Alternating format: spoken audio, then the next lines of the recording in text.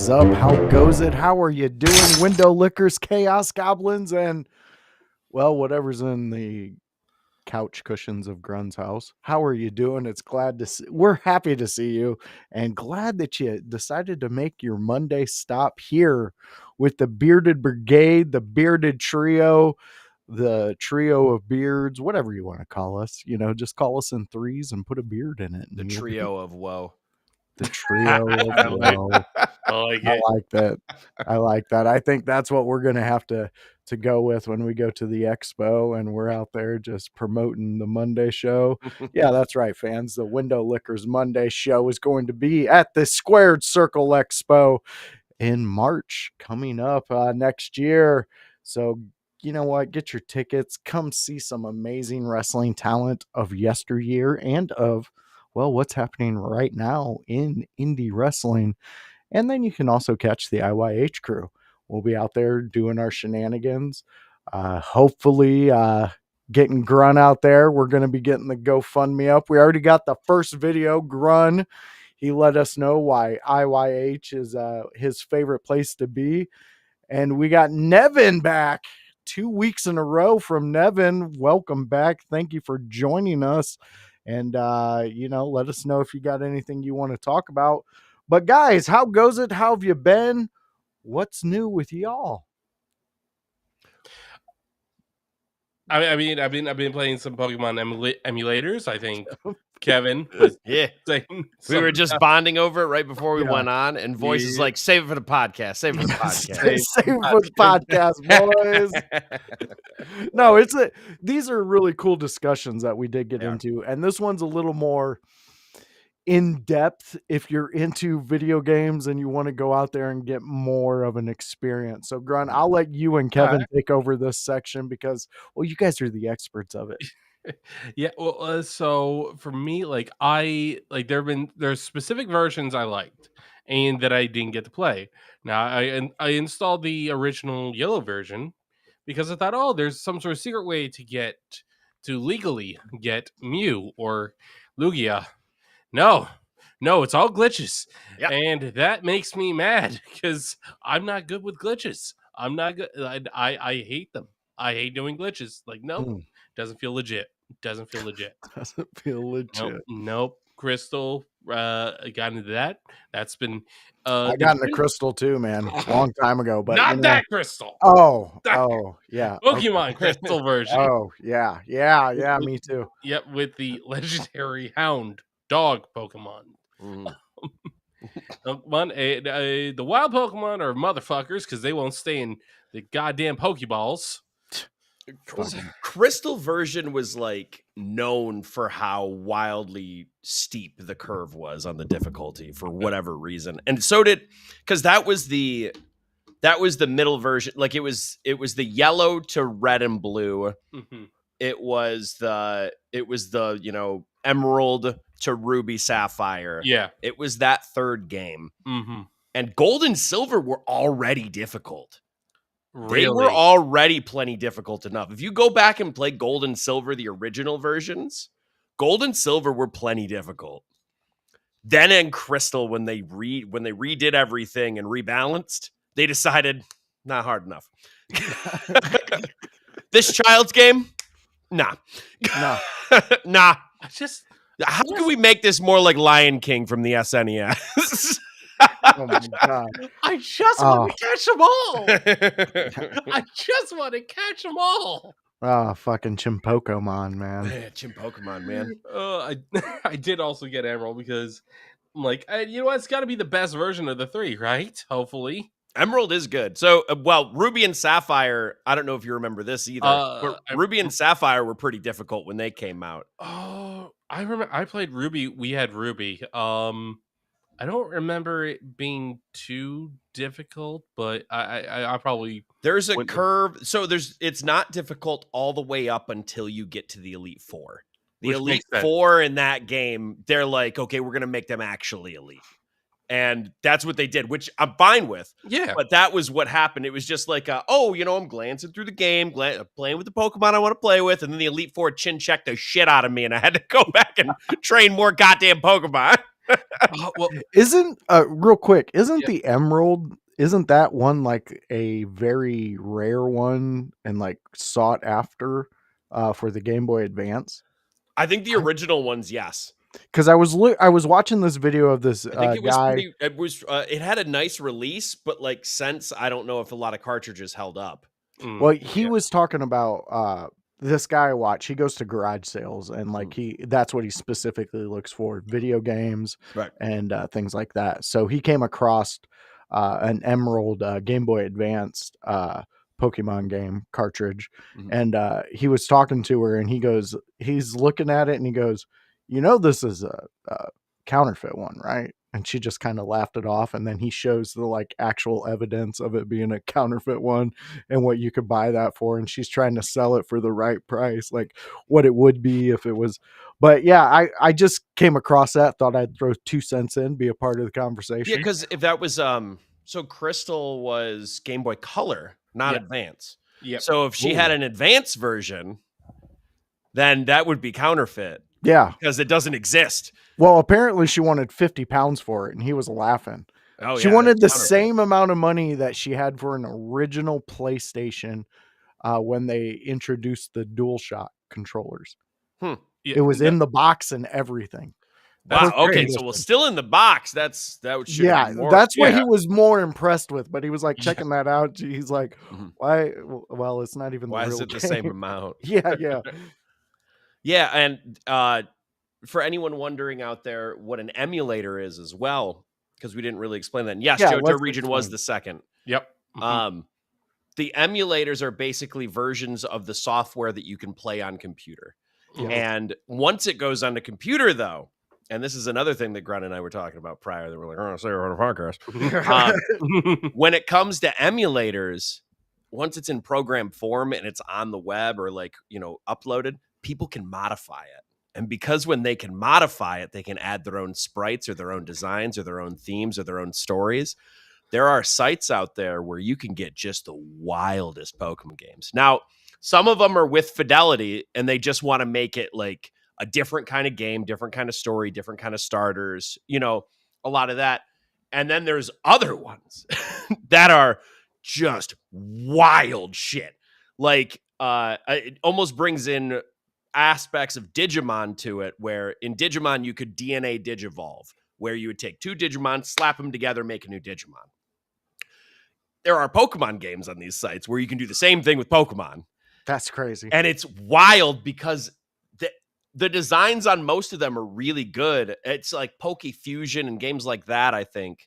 Okay. And those games, like the sprite animations and the sprite like designs, you can see the two the two Pokemon that actually went into creating it. And some of them are very cursed. And some of them are super cool. If you get a Weezing combination, it's cursed. I promise you. That or a mime one. Mr. Mimes are always cursed. Yes, always. Fucking Mr. Mime. I don't need to know what they fuse. Mr. Mime is fucking weird as fuck. Like, combining that with any Pokemon. There's sites where they do this might be sites too, like PokeFusion, like .com or like whatever. I'm sure I'm getting the address wrong, but it's specific sites where they have sprites of combined Pokemon. So like it's not a game, you just like put this one together, and people make like whole YouTube shows off of it because it's just wildly cursed shit. And there are almost infinite combinations of Pokemon because there's 1,000 Pokemon now. Yeah, there are. It's insane how many they've made. Kevin, I'm going to tell you what I want. I want them to stop making you know what? You've gone far enough. You've gone crazy enough. Here to make me happy, to make a Pokemon OG fan happy that likes up to Generation 3, please just include the advanced evolutions of the Pokemon we know that we grew up with, like Annihilate. That is fucking badass. That was sick though. Like, well, thank you, but you waited like 6 generations to give us that. So I think a big thing with it is they kept making new. They went with the Barney Stinson method. New is always better. And they went so far with the new, they're like, oh shit, what new shit are we gonna make? And they're like, oh, let's look at the old stuff again. And they should have looked at the old stuff to add on to existing stuff before, because now they're in a pickle. Yep. And now they're making cursed Mega Starmie designs in this new game where Starmie just has legs. And it's like, well, what the fuck are we doing here? What the fuck? Dude, okay.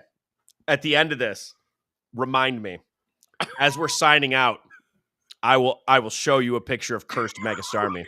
And but I don't want it to bog down the show, and you're not going to be able to get it out of your brain once I put it up. once I put it out there, once you know your brain is contaminated. Oh my god! All right, guys, Nevin is in the chat. He has said he is ready for rear. He means raw for so long right now. We got House chiming in. He's calling us beautiful bastards. So last discussions, last comments on the emulators of Pokemon. Anything you guys want to get out before we dive into raw? Up to Generation 3 of Pokemon is the real Pokemon. Anything past that is an abomination. I will not. All right, put that arm down, Elon. Jeez, give your heart to the audience. Hey there, Elon. All right, go ahead. Jesus, yeah. Come on, man. I love you, Grun. You always play right into it.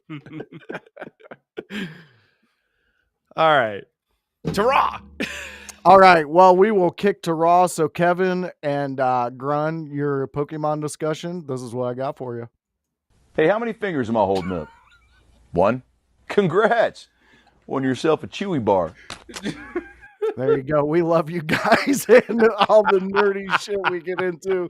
15 minutes. You know, Nevin, since you are only 2 weeks in, let me just tell you, our first 10 to 15 minutes, we like to talk about things outside of Raw so we can get our friendship going. You guys can see, you know, we're more than just guys in spandex slapping each other and giving each other clotheslines.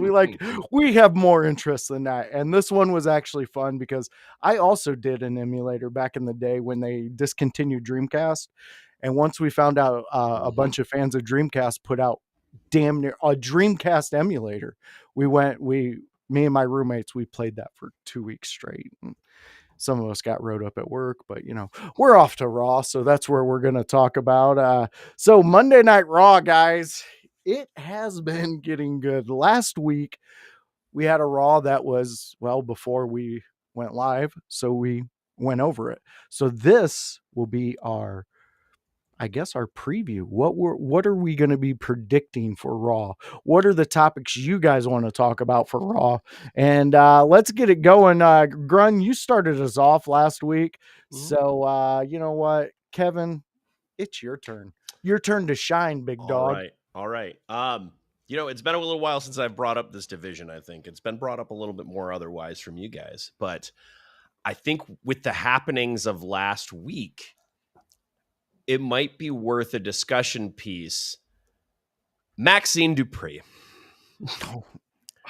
She's got a rematch tonight against Becky Lynch. She does. So to spoil what my thought process is in her potentially winning tonight, I don't think that's going to happen. Okay. I think Becky needs to retain. It doesn't have to be Becky pinning her, but I think Becky has to hold the title. Okay.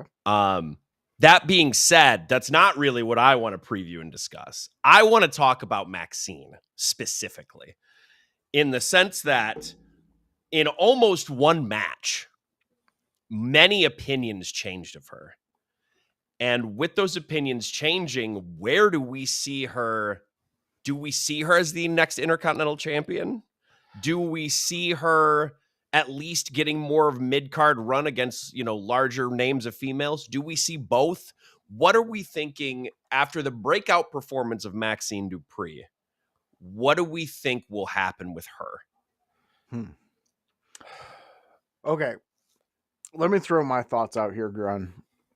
So if she puts on the stellar performance that she did last week, I see her taking the Intercontinental title off Becky down the road. Mhm. I see that they will be there. The fans will demand a third match after this one. And Becky will, she'll do her arrogant, I'm the champ, no one can touch me. And then Maxine's going to get it. But here's the thing. I think Nevin, and I think he's saying AJ Lee. I think that's who he was saying when you said who would be the next Intercontinental. Mhm. And I kind of want to say I think that's where they're going to roll. Unless Maxine really delivers tonight.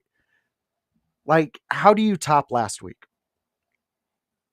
That, I mean, you have to top it. It's the same scenario, different city. Mhm.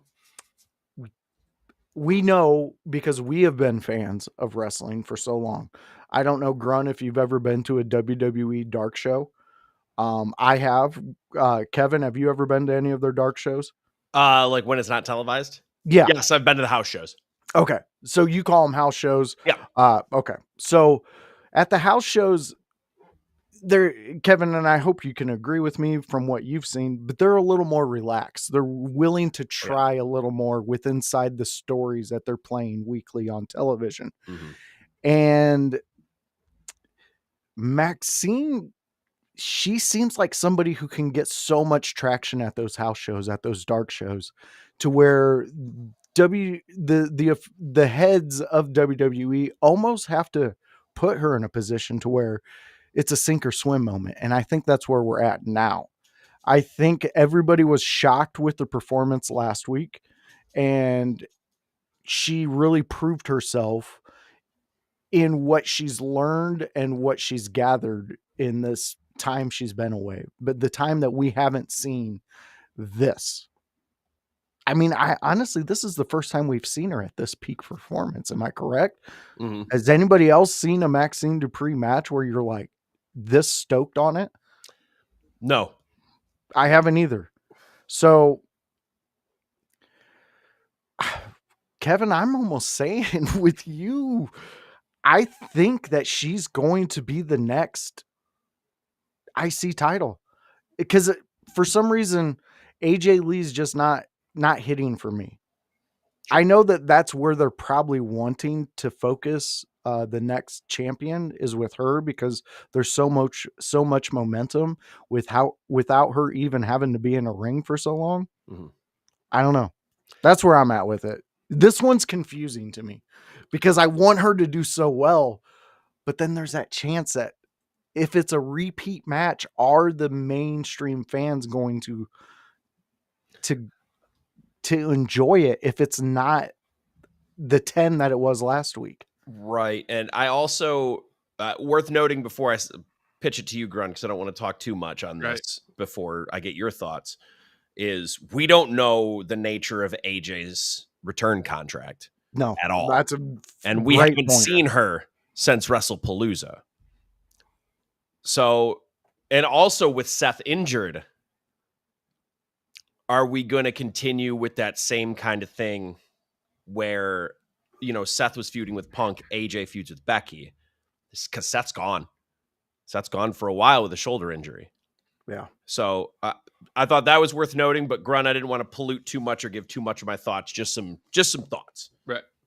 No, yeah, and I think AJ's out of the picture. I don't think AJ's going to happen, just because, like, if AJ appears tonight or after Maxine lost, I feel like it's going to hurt Maxine more, hurt AJ.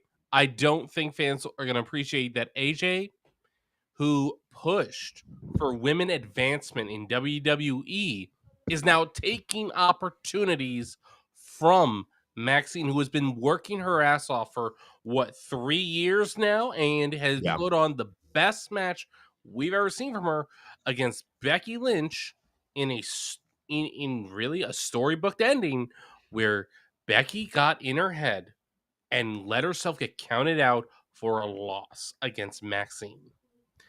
I think Maxine picked up the win tonight because Becky is still in her own head, but this time causes a disqualification. Yep. This makes it the story, Maxine is living rent-free in Becky's head, and Becky can't put Maxine down. This is going to drive a huge match, which I think is going to lead to Maxine's first pay-per-view match. Regardless of whether she wins or loses straight up, Maxine is going to come out of this feud looking like $1 million. And I You think got that's, Nevin going with you. I think you're accurate, Grun. I don't know how they're going to do it, but I think, yes, disqualification tonight. I think that makes sense. You have Becky essentially get angry, get herself disqualified. You know, it reminds me, this was back, I think, in 2001, 2002. This reminds me of when Stone Cold came out, distracted The Rock, and Hurricane Helms rolled him up. And then Hurricane Helms had a pinfall victory over The Rock. Yeah. Oh my God. So, like, you have someone in Maxine who has been more of a comedy act, who has been less serious, and you have the opportunity to now transition her into a larger role simply because, and she didn't even get a pinfall victory, but she got a victory over Becky Lynch, and that's what matters. You have Maxine Dupree, who has this unique opportunity to now rise up the ranks and to put in more work and more stuff in the middle and be more prominent as opposed to that comedy figure. And I think that's what we're going to get. Now, whether she wins the Intercontinental title or not, I honestly think is irrelevant. Because if she wins, cool. That's good. But I also think if she wins this time, it cools her off. The reason I say it cools her off is we're already getting the big pop. We're already getting the biggest pop we're going to get with Maxine Dupree, right? It would be that title win. But if we can take that away and then Maxine keeps building up and then she wins that title maybe next year. Now we're all behind Maxine. Now it's not, how is this title reign going to go because they strapped a rocket on her back, because then people will get out their criticism guns. Now it's, we're already behind this woman. We wanted her to win. Fuck yeah, let's go. And then it doesn't matter what kind of title reign she has. And it can be short. In fact, I believe it should be short because it'll protect her. And it's not, Maxine's in a position where she can finally be led through a really good match and do her part and hit all the switches.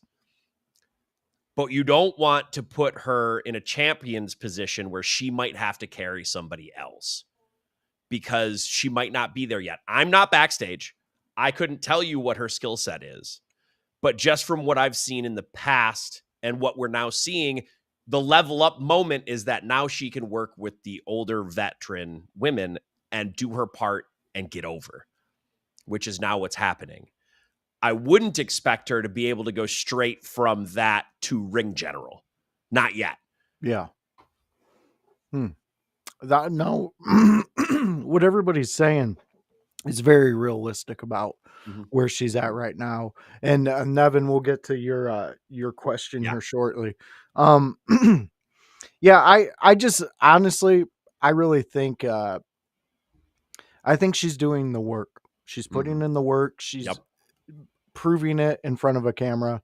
I think that is where we're at with her. And hopefully tonight shows us even more. I would like to see a little more of what Maxine has learned in these past 3 years and what she can put together for a big time opponent like Becky the Man Lynch. Real quick before we move on from that, do you guys just a quick fire answer? Do you guys think that they're going to do a bigger push with Becky and use Seth's injury in her storyline, especially with Maxine saying that maybe that's what's in her head, things like that, where Becky can play in that world? Or do you think they'll separate it and just keep it? I think they could go either way. I think either way makes sense. Yeah. Personally, I'd love to bring in the Seth of it. I think that would be smart. Well, they teamed them up. I mean, that's why I don't just want it to get scrubbed away. Like, I don't just want it, Because even if it's just a passing thing and then they don't mention it again, like it doesn't need to be like this huge cornerstone of Becky's story. Exactly. But I don't just want it to disappear either. Because if it just disappears and they're just like, well, they were together, their wife and husband, but we don't talk about Seth no more. Yeah. Like this isn't Encanto. This isn't we don't talk about Bruno in fucking song form and then Becky comes out doing a whatever. Like no. I love it. Yeah, I think you could play, especially in this this specific storyline. I think Becky could use it and be like, well, I was distracted because I'm worried about my husband at home with his shoulder and taking care of the baby. He could barely lift our babies, something like that. I think she hits so well in certain things. Yeah. Yes, Nevin, you can get as mad as you want. I mean, it's not going to really affect me if you get mad or not. Yeah, no, that's not what he's saying. No, that's okay though. We'll hit that question. I like that question. Mod? What's that? He wants to be a mod for the channel. Oh, okay. Okay, I see what you're saying now. We don't have mods, but I think if we did, I think we'd prefer those among IYH being the mods, just because we know what we want on the channel, and really we don't really have issues. We don't really have like Twitch. Once in a while, I'll see bot mod come in like, "Hey, you want more viewers?"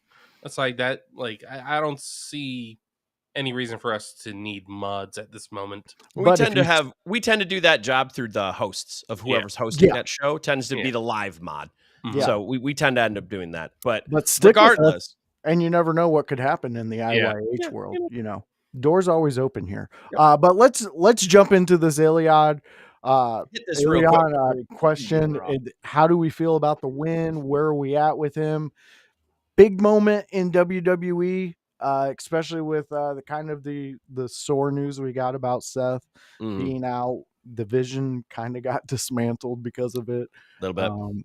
But where are we at? How are you guys feeling? Kevin, why don't you let us know? And then Grun, right after him, you take her home. Ilya needed to come back with something big. This was a good call because you couldn't take the title off Cody, and Seth's stuff is already pretty ingrained even without him there. True. It's got to be Braun going for that, and you don't want it to be Ilya coming back winning just for Braun Breaker to murder him. That's not so. Ilya coming back winning that title was the statement that they needed Ilya to make so that they could start ascending him further. And he's going to put on banger match after banger match because Ilya is a lot like Sheamus in the sense that he's going to go out there, he's going to hit hard, he's going to make you believe, and then he's going to walk out. And that's it. So him in that position is good. I didn't. Sammy and Solo is wonky to me in the sense that we gave, I guess giving Sammy an out wasn't the worst thing in the world, but at the same time, it feels like Solo's going to sniff around Ilya Dragunov, and I would just like him to, we're just going to go this way away from the MFTs. Okay. Because Ilya just needs to be his own thing where he can just feud with other people. So you need Ilya to breathe right now. We need Ilya over here. Like he can get into another feud. Don't get me wrong, and he should get into another feud. But I don't want it to be with the MFTs. There's too much going on with them already, and I'm just worried by periphery. That's what's going to happen. Okay. Obviously, I'm not in the booking and creative meetings, so I might be wrong. But that's my concern right now. Is I just want Ilya away.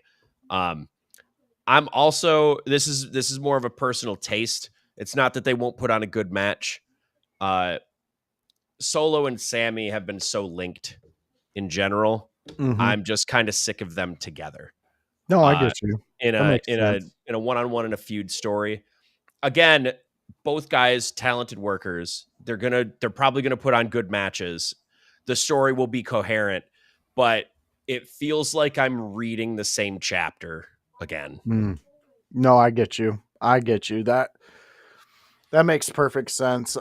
Real quick before we go to Grun, Kevin, do you feel like, okay, let's say that every wrestler has a punch card, and that punch card gets punched every time you feel that they've had a 5-star match Sure. or a match that you would suggest for someone to watch. Mhm. Was this match that for you? Could you punch Ilya's punch card on this match? For one of his better matches? Yes. No. No. Not to say that it was a bad match. It's Yeah. just that Ilya has already had a lot of good matches in WWE. That's what I'm saying. And Yeah. I don't even think it cracks top 10. No. Okay. So, and some of it does boil down to the finish, but it was a big moment for Ilya. So if we were looking at it in terms of moments for Ilya, it might break top 10. But as far as matches itself, with everything involved, I feel that Ilya has done more in more matches. Gotcha. Yeah. All right. I wanted to get that that thought process of yours using what I was thinking, and then just kind of letting you guide it. You're the teacher here. Grun, let's hear what your thoughts are and what you're expecting. Well, what I'm expecting is that Ilya's going to hold this title for as long as he wants. Sami Zayn, yeah, because settle down, big dog. Let's. I'm sorry, but Melo has to get a win over Miz at either Rumble or Mania before he goes for the U.S. title again. Okay. And I do believe that is going to happen. Now, as for everybody else on the roster, Ilya, he doesn't necessarily have to win clean with them. He just needs to dominate them. He just needs somebody else to be mad at his opponent to interfere in the match. That's all he needs. Now, I'm not saying that Ilya, that's the only way Ilya can win, because Ilya is Russian born, raised in Germany, and he grew up on the European indie scene. They tend to hit hard, and if you can't take hard hits, you don't make it out of Europe. So Ilya, we've seen some truth to that. Yes. Yeah. Ilya is going to be champion for as long as he wants. Sami Zayn is going to be stuck in his own hell because his own hell is exactly where he wants to be. In his hell, he rules. He wanted Ilya to win.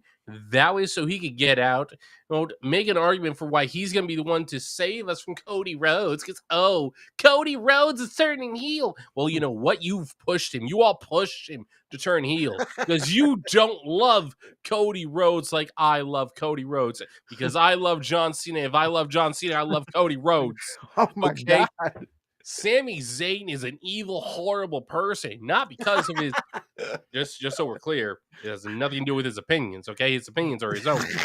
It has to do with the fact that he has stolen every match he has won as United States champion. It has to do with the fact that he keeps pushing himself into the Bloodline storyline when he does not need to be in it. He's not even Samoan. Wow. Grun, you are on fire today. Mac and Foster did that thing, with the who can say pussy the most. Wow. You are just fired up. You and Foster are out there just pulling people over and playing, the meow game, How goes it? Grun, I know you've had this issue with Sami Zayn for, well, we've been aware of it for, a few weeks now. I can see where your frustration comes from him, but also I have to give credit to the devil when he plays the character so well, and Sami Zayn is that guy right now. He plays the characters that he's supposed to play so well. But that brings us to your mention of John Cena in this moment. We're going to get to this thing towards the end, but I don't know. It might be a rumor. Grun, I don't know if you've seen the video I sent, but Vince Russo, was it Vince Russo? Probably. Yeah, it was Russo. He was discussing that he's heard through people in Cena's camp that John Cena is not happy at all with this retirement ending, and that there's been people who may have reached out to AEW. I don't know the truth to this because, again, That it is sounds like from Russo. Vince Russo. He could just be stirring the pot, trying to cause chaos, trying to get clicks, views, everything. But it's an interesting thought. That's fair. It is an interesting thought. The only reason why I think that there might be even the slightest interest, if John Cena is truly unhappy with the fact that his final opponent is an Edge, his people will only reach out to Tony Khan and say, listen, you're getting one match out of me, one match. If you try and get any more out of me, I will fucking end you because I am John Cena.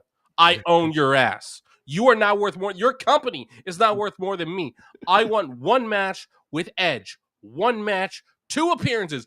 1 appearance to set it up, a second appearance for the match. That is it. That is all you get because I am John Cena. I am WWE born and bred, and you are the stone cold, soulless bastard that would not allow Edge to come back to the WWE Well, and be in the match that he was made to be in. we don't know if Tony was the reason for that. All we know is Edge isn't going to be the last opponent. But if Cena fans get this moment and it happens in an AEW ring, I don't know what is going to be left of John Cena's reputation in the WWE fandom. That Kevin, you're a wrestler. You know this stuff in and out. You know how to write a story, how to do a show. How would this work? How would this even be a thing? As far as Cena going to AEW for this one match, I mean, it's an easy sell. Tony Khan mostly he has extensive experience booking just dream matches, and he can build the one match. The problem that AEW always ran into, at least at the beginning, they're starting to get better about it now, but at least at the beginning, was they didn't know where to go after the dream match. They had the first match, and then they didn't know where to go afterwards, or they didn't know how to get there, or whatever. And again, that's gotten better recently. But as far as how it would work from a logistic standpoint, it would be good in AEW, I bet, because it's an easy sell. I put Cena and Edge on a promotional poster, send it out, count your money. That's it. That's all you would have to do. The match could be a flaming dumpster fire of dog shit, and everyone will have already paid the money to see it because it's going to be on pay-per-view. So, it wouldn't be a flaming piece of dog shit either, because both men would try their hardest and get it out there and do everything. Yeah. So this is not me saying that they couldn't do it. I'm saying that even if it did erupt in a ball of fire, it wouldn't matter because they're such big draws. You don't have to do anything. You just have to hit Cena's music. He comes out there, looks Edge in the face, and points at a sign. Think Mania, Taker, Triple H. It sells itself by Taker standing there, looking at the WrestleMania sign, throat cut. Done. They didn't do a goddamn other thing. They just put it on a poster board. Yep. There was nothing else going into that match. It was just that. That's how they could do it. A 4-year-old could book getting to that pay-per-view with Cena and Edge. A 4-year-old. You ain't lying on that one. You are not lying on that one. You need no business acumen. Put him on a poster, good to go. Yeah. I'm there with you. All right, so we got 20 minutes outside of Raw going live. So Grun, do we want to get to your topic quick, or do we want to hit this Nevin question? Because I don't really have much to say. It works in the storyline. Yeah. I mean, I'm glad. I don't know. I really don't know with CM Punk. I am curious as far as CM Punk goes. I'm curious how, because he just won a number 1 contendership for the title for Seth. Yeah. But how is he going to wrestle an injured Seth? Are we getting it? Are we just putting Seth on the shelf and vacating it? and then we're just gonna do Breaker and Punk. I guess so. It's gonna be an awkward transition one way or another. Yeah. I say Brock comes in, he says, "This is my title, and you have to take it off me." And then we just see who can he take just it takes off the him. title. Yeah, he just takes it. Let's just go that route.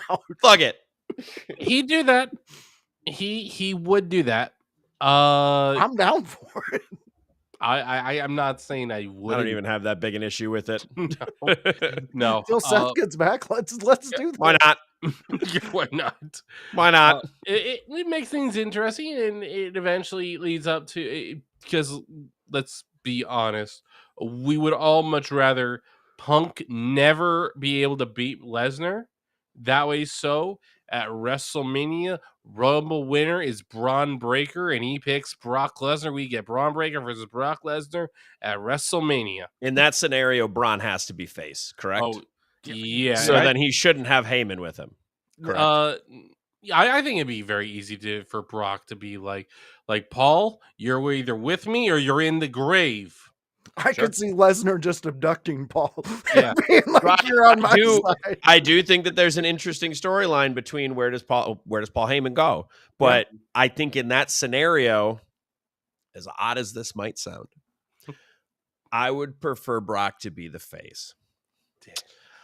Braun has to stay the heel.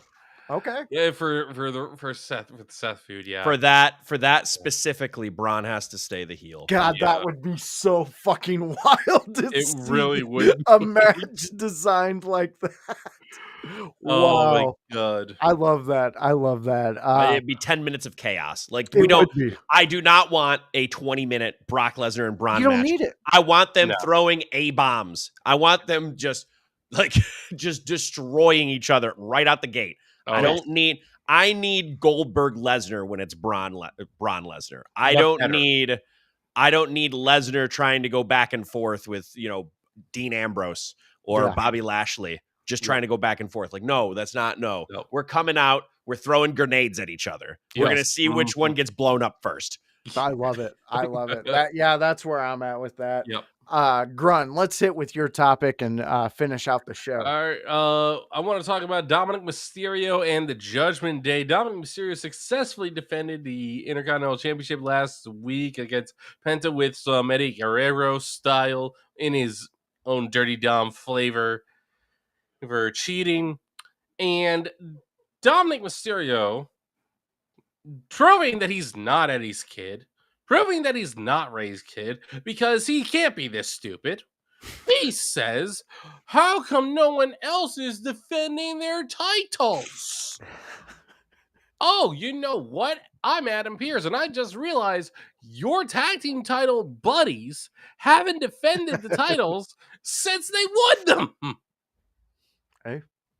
So they're going to have to defend them tonight on Raw.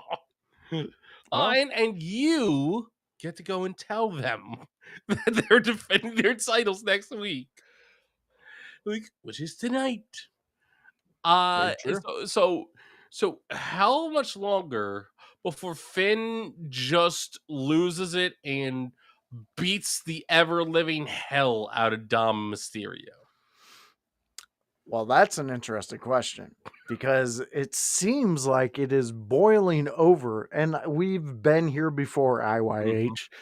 So many times we talk about the Judgment Day and their inevitable explosion to where they're not going to be a team anymore. And that was 3 months ago, the last time we had a big discussion about that, and they're still riding high. So I think that that's what's going to be the ultimate explosion inside Judgment Day. It's going to be Finn and Dom going against each other. Maybe this gets us a little closer to the powder keg finally exploding. Maybe it doesn't. But what we're really going to do is we're going to focus on how amazing Dom has become lately, and just like he's becoming bigger than the Judgment Day in itself.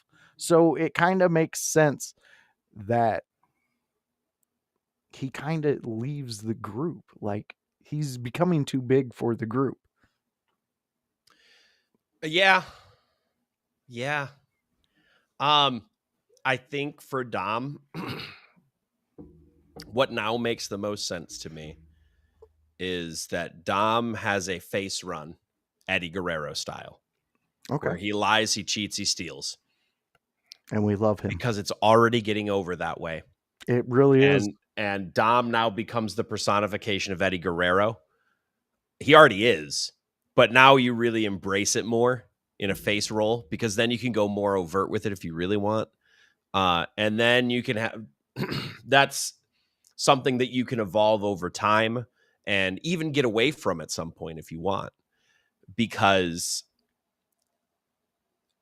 at a certain point, people will start comparing him too much to Eddie Guerrero and he won't be Dominic Mysterio anymore. But that has meat on its bones as a storyline too, as long as you're going to be overt with it. So I think you're right. I think Dom is the one that's gone from Judgment Day, and that makes the most sense for him to go off and do whatever he wants to do. I don't know where that leaves Liv Morgan when she comes back, or where it leaves anyone else, or where it leaves Judgment Day as a whole. But specifically, I think Dom is the one that goes away. And Dom is the one that the tension overrides, and Judgment Day attacks Dom. But I think it's better for Judgment Day to now cost him one of his titles. And I think it's better for it to be the IC title, not the Mega. Because the Mega, I don't think, is going to get as much publicity as if the Intercontinental title is cost. And you can cost them both with the Judgment Day to turn them. But I think the first one needs to be the Intercontinental. I can agree with that. And I think you could get a bigger niche section of the wrestling fandom with the AAA title as a separate thing. I kind of don't even want it on WWE defended. I want it defended on their turf. I want us to go there, because at the end of the day, the AAA is still a thing. Like, it's a big thing. Like, it's got so many great personalities and characters that come from it. And the fact that Dom is intertwined himself in their world, being a WWE guy, I love it. I think it's great. They're not missing anything with Dom right now, and it's good to see. But yeah, I like where you guys are going with the face, him with the Eddie style. I think that's where we need Dom at, and I don't need him in Judgment Day anymore. What happens to Liv when she comes back? That's the interesting thing. Me and Grun, I believe we talked about Humphreys teaming up with her, and her introducing Humphreys to the crowd in a way to where her and Humphreys can team up and take on, Roxanne and them. So many possibilities could happen. There is. Should we show a photo of Bailey Humphrey? That was not the right. Whoa, Grun's pulling up some. Nope. That apparently there is Master Judo. Grow up, just grow up. Come on, this is a serious show. We broke Kevin. Never had a serious in my life.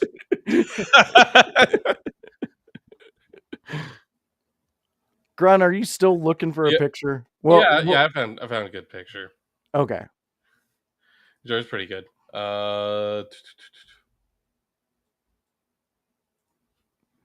Sent it in. What the fuck? I did not. Did I just send? Why did I? Really? Oh gosh, we're getting pics of Grun. Yeah. Sorry, I'm just a little bit stupid. No, you're not stupid, buddy. You're a good guy. But hey, there's an email. Thanks for the email, brother. At least I sent it in a safe place, John. What does Jizzo mean? Okay, we'll go with that. Okay, so when I was when I moved to Elkhart, my very first roommate was this ginormous black dude named Big Al, and he was like man, I'm tired of calling you Joshua. One night we were just chilling watching football. He's like, you know what? You Jizzo. And I was like, I don't even know what the fuck that means, but all right, man. And I just passed the blunt to him and we kept going and You gave him it the old stuck. Matthew McConaughey. All right. Yeah, all right. All All right. right. Yeah, that's where I was with it. Grun, you sent me that. Yep. Let me Yep. pull it up real quick and add it. But yeah, I mean, this does lead to an interesting question. What happens to Liv? Where does she fit in? And this is who we're saying Liv needs to team up with. It's so tiny. It is so tiny. Let me pull that up here. There we go. There we go. All right. This is Bailey Humphries. Okay. Sure. So she was in LFG and me and Grun were instantly, once we seen her on season 1, this is the first person I think we talked about Grun because I mean this in the sincerest way. She is such an oddity physically that it's like watching China for the very first time and seeing her and just the dominance she had in the body. Bailey's the same freaking way. And it's insane because she also learns so quickly and she knows how to use her size. They teamed her up a good chunk of her time on LFG with smaller competitors. Obviously, they didn't have too many giants like her, but the smaller statue girls, she did so well with. I was impressed with the way she was able to handle herself. And I just think seeing the contrast between her and Liv would be that's money right there. Oh, yeah. That is such. I think Liv works better when she's paired with larger women too. Look at Raquel Rodriguez. Very true. Very true. Very true. I agree on that one. I also think when Liv comes back, the ready-made feud is right there. And it's with Roxanne. So if you're going to pair her with someone larger, put like a Bailey Humphries, that's a ready-made tag feud with Roxanne and Raquel and Liv and Bailey. And to me, that would be like Liv saying, hey, I see what's going on. I'm bringing my ammunition too. Yep. So bringing in my own heater. And I'm sorry, but if I seen that lady coming down the ramp, I would run. I would get right behind Raquel. And I would be like, save me. I love it. All right, fans. So we are legit 7 minutes outside of Monday Night Raw going live. And you know what? I can't wait to talk about next Monday when we see the fallout from here. I can't wait to have the discussion. There's some great matchups on this card for tonight. Highly suggest everybody go out and watch it. But I also highly suggest you go out and watch my friends, my co-host, my brothers, my bearded bros, and what they do. Kevin, why don't you let them know where they can find more of that old Kevin Kalloway? They can find me at Kevin Kalloway on Facebook, Kalloway Kevin on Instagram, and then Lucha Boom next weekend. We got the one of the main events announced. You ready for this, boys? You ready for this? We got Mike Santana versus Nick Nemeth. I seen that. Yeah. Oh, yeah. With the Masonic. Man, look at Grun. Dude, if you lived closer, Grun would be there. You didn't just get anybody. You got Mike Santana, the new TNA World Heavyweight Champion, going up against former Dolph Ziggler WWE superstar Nick Nemeth. Yep. That's the one. Yep. That's how Kevin rolls. What kind of favors did you have to promise? I don't know. I don't deal in those favors. Well, Grun, when when the medical professionals show up to your house to collect your kidneys, you'll understand what he did. So hell, my bad, dog. That's awesome. All I did was add you to some kind of list. I don't know what list it was, but it's just a list, hopefully you don't get spirited away. Yeah, I hope so. You'll be fine. You'll be fine. You live in Philly. You'll be fine. You'll be. Someone will stab him on the way out. But that Kevin. Oh my god. I love it. I love Kevin went there, and that's fantastic. Get us pictures, Kevin, because we want to see I will. everything that you see at the show. I will. Grun, let them know where they can find you. You can find me on Twitch, YouTube, or Kick under the name Grunmiester. I stream every Friday, 7 p.m. Eastern. WWE, SmackDown, Pro Wrestling, sometimes AEW. I'll definitely be going on a rant on Mercedes Moné and her 12 was 12 championships. titles. 12 titles now? I'm sorry. She's but this close to Jason Voorhees. So She's cool. one more title away from Jason Voorhees. I'm telling you. I can't wait. she is this I close. can't wait. From me completely saying, nope, I'm done with AEW because they're just going to bury the independent scene. Because what has she done? Again, rant. Tune in Fridays. I'm for going my to become rant. the Joker. Yep. I Wow. will become the Joker. Okay. Wow, You guys will like it. Mercedes won't. Wow.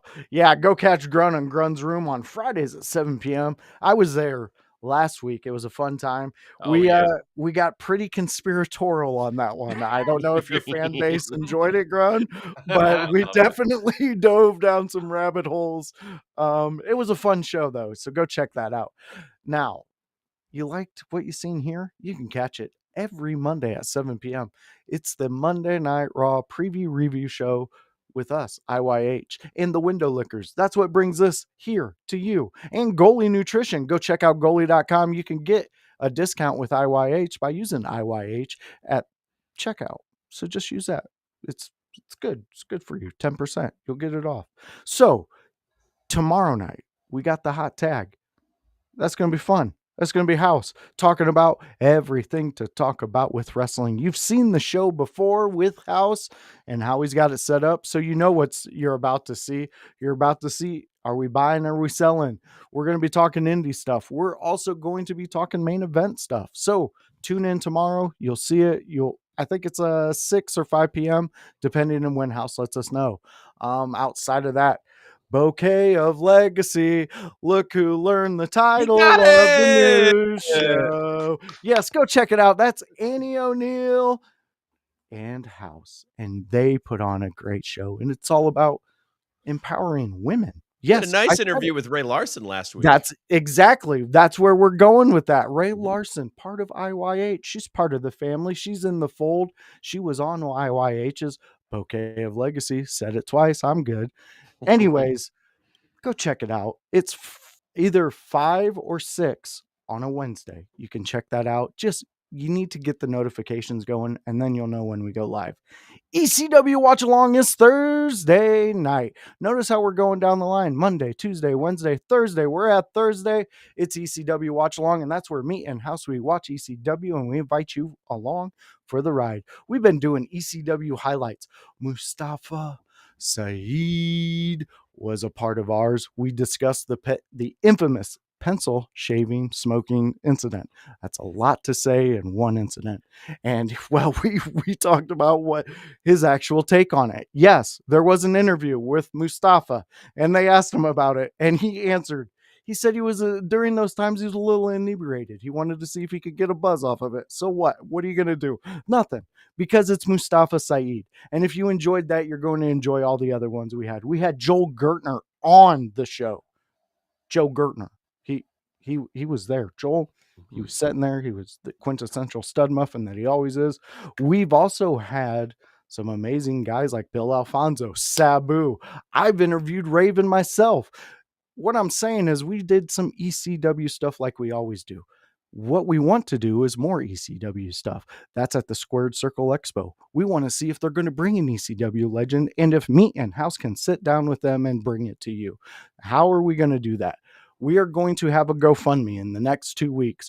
Grun has already did his video. The rest are coming in. We're going to get them in. We're going to get them up. And we need to push this thing, this GoFundMe, because what it's ultimately going to do, it's going to bring sweet baby Philly boy Grun to Indianapolis, where he can hang out with IYH. It's also going to help out if Annie and Kevin say, hey guys, I'm hungry. We can go, bump, bump, bump. Gotcha. And they can go get a nice treat. So support us because we would support you. We always do. We go out to the shows. We're out there. We're being a part of the bloodline of wrestling, and we want to be even more. We want to be the actual oxygen of wrestling coverage, because that's what we can do. And at the Squared Circle Expo, we're going to show you what that's all about. We have so much in for that one. There's going to be shirt designs. There's going to be a shirt maker right next to us, helping us out, making sure things are done. You can get possibly the squirrel fighting shirt from Grun. Yeah, we are going to have that one available. So fans, if you loved what you've seen, come back again next Monday, because we would love to see you again. Can I send us out? Can I send us out? Can I send us out? Send us out, bud. Remember from earlier what I said I was going to put. Oh, oh my God. That's right. Oh, yes. Here we go. Enjoy your cursed megastar, me. Here we go. This is What in the hell is that thing? Have a good night, folks. Hey, how many fingers am I holding up? One? Congrats. Won yourself a Chewy bar.